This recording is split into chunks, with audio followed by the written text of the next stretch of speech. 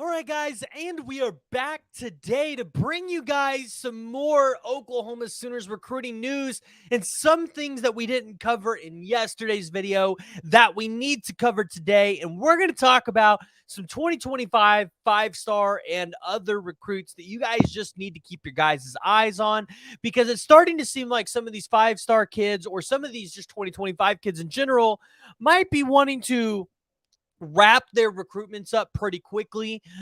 They're starting to eye taking visits this summer, or at least this season, and it's something that Oklahoma fans need to keep their eyes on. Here's the deal. I know the five-star takes from David Stone in the last video or the last podcast, however you're listening to this, it wasn't popular, and I get that. But at the end of the day, guys, I want to provide you guys exactly kind of what I feel is going on and be able to try to provide you the best information possible.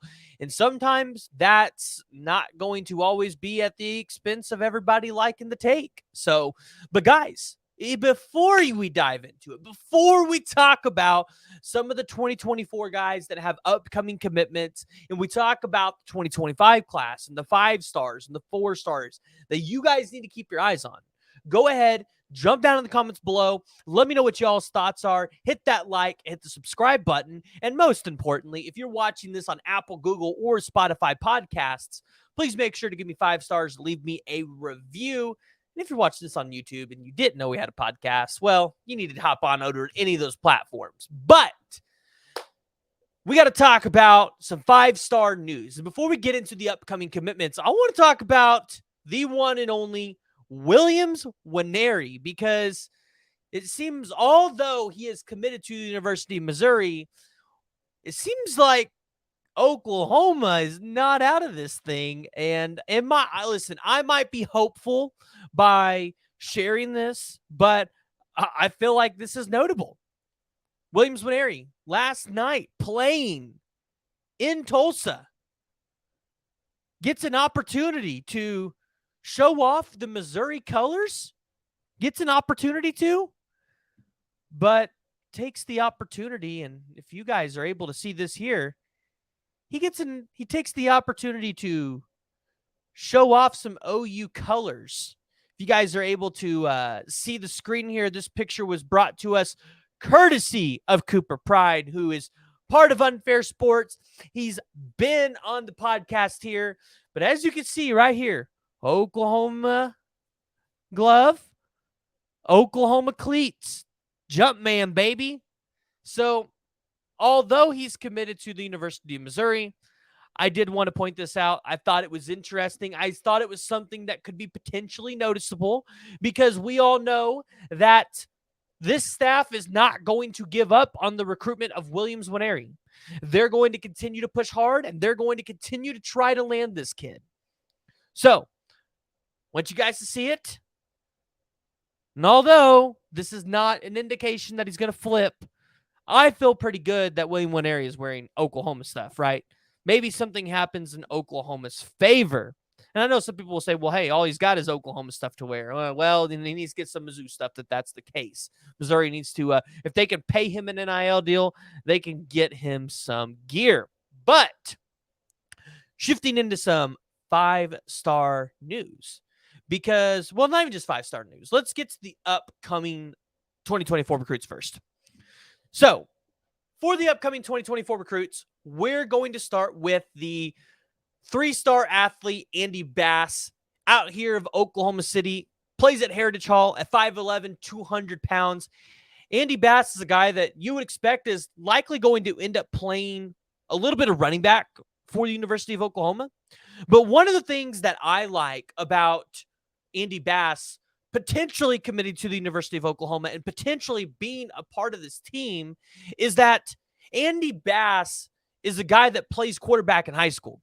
So if you end up in a position where you need to get to your 3rd or 4th string quarterback, or maybe you just need a guy that can go in there and create some competition, Andy Bass is a guy that could potentially do it for you. And so I like the idea of having Andy Bass commit to the University of Oklahoma. It looks like this is going to be an Oklahoma and Syracuse battle.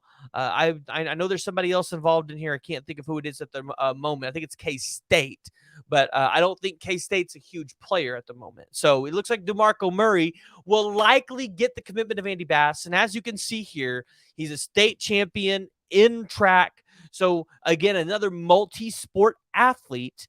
You're starting to see Oklahoma really take advantage of this throughout the 2024 cycle, offering multi-sport athletes, really building up that team with truly athletic guys.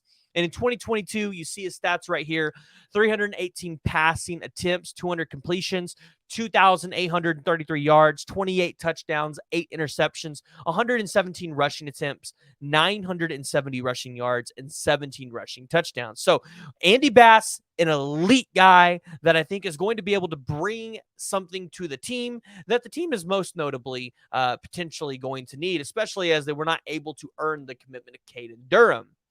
So that one's on August 24th. Then you fast forward 2 days later, and you go to the recruitment of David Stone, the 5-star defensive lineman that is currently at IMG Academy. And if you watched this video yesterday, then you know that I predicted that David Stone right now is likely leaning towards Miami. Now, I think that this could change because it's a 5-star recruitment. Anything can happen. And if David Stone really wants to be a Sooner, then he's going to be a Sooner. But I do think that there's a potential that this kid could end up in Miami. The smoke around Miami, it's real. It's not hype. It's not coming out of nowhere. And like I said, I would favor Miami a little bit more on the 5-star defensive lineman, David Stone, but that could change at any moment. I'll continue to follow up on that one as we get a little bit closer to the date. And I'm sure you're going to hear guys like Chad Simmons and Steve Wiltfong, who Steve Wiltfong actually has a crystal ball in favor of Oklahoma. Steve Wiltfong, he hasn't gotten beat yet. So, yeah, David Stone, August 26th. It's a commitment that I believe every Oklahoma fan is going to watch because, as I said yesterday, probably the most important recruit in this class that is left for Oklahoma. So keep your eyes open there. And then additionally, we're going to move on to the 4-star linebacker, Braden Platt, at 6'2", 240 pounds, out of Yelm, Washington. Like I told you guys, I followed up with a couple people here, and I believe this is going to be an Oregon pick. However, Oklahoma and Ted Roof, I believe that they will continue to push here, but they were not able to get that party at the Palace visit that they expected to get from Braden Platt. So you believe that this one's pretty much all but over for Oklahoma.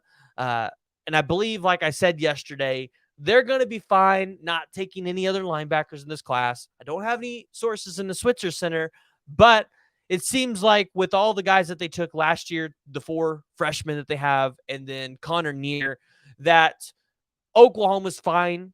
And in 2025, you'll see them hit that linebacker position really hard with a couple guys that, you know, if you go look in that 2025 class, which we'll get to here in a minute, I think could be really good prospects for Oklahoma. And I think a lot of it's probably going to be headlined by Kelvion Riggins because it seems like that dude really loves Venables and Roof in Oklahoma.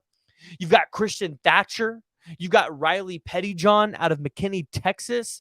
You've got Christian Jones, yes, out of Omaha, Nebraska. So, again, other guys that we could be paying attention to, a lot of guys that our eyes could be on, but nothing that I think we need to pay attention too much at this exact moment. And so, then you have to go forward a couple more days to the announcement of the 4-star defensive lineman Nigel Smith, a former almost 5-star kid out of Melissa, Texas. We will be there for this commitment. We will be covering it. At 6'5", 260 pounds, guys, Nigel Smith's just that dude. And like I said yesterday, if your defensive line only consists of Jaden Jackson, Nigel Smith, another 4-star interior defensive lineman, Danny Okoye, or Zena Yumio Azulu, along with what you already have, you are doing fine. You're not really freaking out too much because that's still a really good defensive line. Yes, you want to see a 5-star in there like David Stone or Dominic McKinley, but as we just saw with Williams Oneri, guys, it's not worth putting all of our chips in the bag for. But If I feel like the Oklahoma is in the lead for David Stone, guys, I will let you all know. Then we got the 5-star athlete, Terry Bussey. And yes, this is a name that you probably have not heard in a while. Is favored and crystal balled to end up with the Texas A&M via Steve Wiltfong. But if he's announcing September 28th, that means Oklahoma's still got time. Now, Oklahoma is filled up in the wide receiver room. But if Terry Bussey decides that he wants to be an Oklahoma Sooner, you're not turning down a 5-star athlete. You're just not doing it.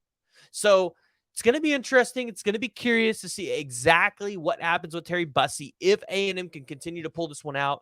Maybe if LSU can turn their fortunes around and land Terry Bussey. If you guys remember, they just got the 5-star wide receiver, DeCorian Moore, which I felt like, hey, in the aftermath of Oklahoma just getting their third commitment here, that's kind of what you expected.